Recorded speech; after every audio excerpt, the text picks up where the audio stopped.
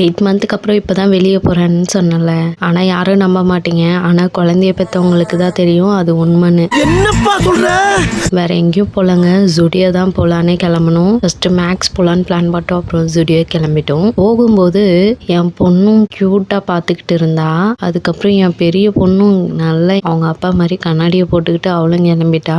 சரின்ட்டு என் ஹஸ்பண்ட் மேலே நான் கை வச்சா அவன் என் கையை தட்டி விட்டு அவதான் வைப்பாலாம் அவங்க அப்பா மேலே என்னை வைக்கவே விடலை. இந்த மாதிரி உங்களுக்கு எக்ஸ்பீரியன்ஸ் இருக்கான்னு சொல்லுங்க. நெக்ஸ்ட் நேராக ஜுடியோக்குள்ள போயிட்டோம். என் பொண்ணுக்கு தான் ட்ரெஸ் எடுக்கலான்னு உள்ள போனோம். அவ எங்களுக்கு முன்னாடி ஃபாஸ்டா அவளுக்கு தேவையான ட்ரெஸ் எல்லாம் எடுத்து காமிச்சிட்டு இருந்தா.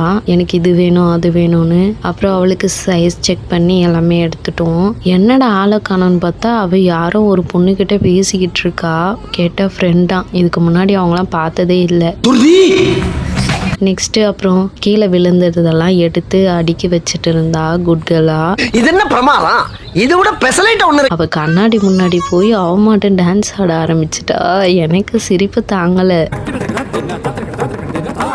நெக்ஸ்ட் பெரிய பொண்ணுக்கும் குட்டி பொண்ணுக்கும் பார்த்து அழகா ட்ரெஸ்ஸும் எடுத்துட்டோம். எது எடுக்கிறதுனே தெரியலங்க. எல்லாமே அவ்வளோ சூப்பராக இருந்துச்சு.